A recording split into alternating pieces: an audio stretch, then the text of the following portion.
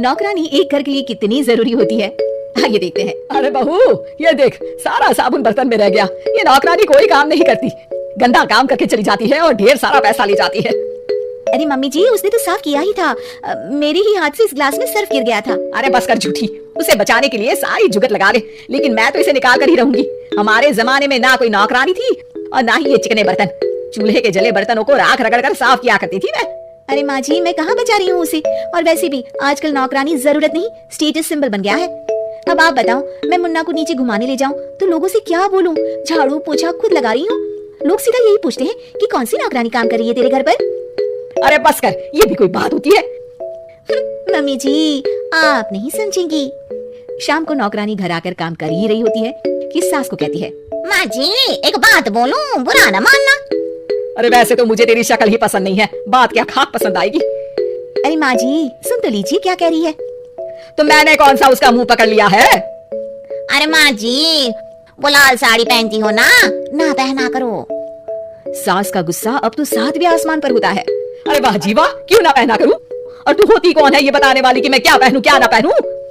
अरे माँ जी पूरी बात तो सुन लो, वो बोलना क्या चाह रही है। अरे बुरा न मानो आंटी जी।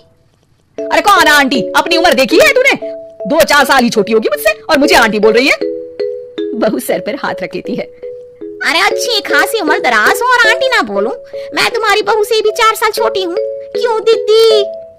बोलती भी क्या, एक तरफ सास यानी पति की माँ, तो दूसरी तरफ नौकरानी जिसके बिना घर का काम नहीं चल सकता।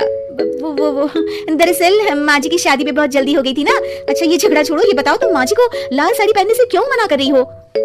वो ना, इनकी उम्र की सारी औरतें सोसाइटी में इनके लिए बात करती हैं कि तुम्हारी सास बुढ़ी घोड़ी लाल लगाम है। बहू को ये सुनकर गुस्सा आ जाता है। अरे वाह वाह, कौन बोलता है जी? खुद क्या है यहाँ की औरतें, बाल सफेद लेकिन टाइट जींस और कोई कुछ भी पहने।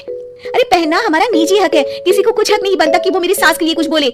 मैं आज ही जाकर माँ जी के लिए लाल जींस लेकर आऊंगी, फिर देखो कोई क्या बोलता है। अरे चुप लाल जींस। अरे सुन नौकरानी की बच्ची, जाकर बोल दे उन लोगों से कि उन लोगों की तरह मैं उड़ती नहीं फिरती हूँ घर बार छोड़कर। अपने बच्चों और नाती पोतों में मन लगाती हूँ, ना कि सारा दिन ताश के पत्तों में आंख गड़ाकर 3 पत्ती खेलूं। नौकरानी वहाँ से चली जाती है। वैसे बहू, नौकरानी के क्या फायदे हैं ये तो पता नहीं, लेकिन सबसे अच्छा तो ये कि पता चल जाता है कि कौन किसके लिए क्या बोल रहा है। सोसाइटी में तेरा नौकरानी रखने का इरादा बिल्कुल ठीक था। अगले दिन उन लोगों के घर की बेल बजती है। बहू दरवाजा खोलती है कि सामने कुछ औरतें खड़ी होती हैं। अरे बहू, कहाँ है तेरी सास? बुला जरा। अरे बहन जी, आप सारी एक साथ आइए आइए, कैसे आना हुआ? अरे 3 पत्ते खेलने आई हैं, क्यों खेलोगी? क्यों नहीं, वैसे भी बड़े दिन हो गए, एंटरटेनमेंट हुआ नहीं। बहू जा जाकर पकोड़े तो बना ला। अरे बस करिए, आगे कुछ पीछे कुछ। वैसे तो कहती है कि परिवार पर ध्यान देती है, हमारी तरह 3 पत्तियां नहीं खेलती।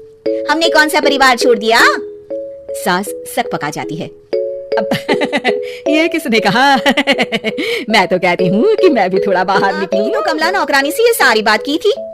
सास और बहू को अब सारी कहानी समझ आ जाती है कि सोसाइटी की औरतें क्यों भड़क रही हैं। माफ करिए आंटी, मैं छोटी हूँ, लेकिन फिर भी पहले तो आप लोगों ने माँ की लाल साड़ी का मजाक उड़ाया था ना।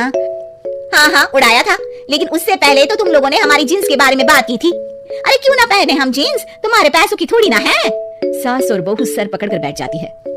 देखा बहू, ये खेल कर गई तेरी नौकरानी, यहाँ की बात वहाँ तो वहाँ की बात यहाँ। दोनों किसी तरह औरतों को समझा बुझाकर घर भेजती है और कसम खाती है कि नौकरानी को नौकरानी ही रहने देंगी।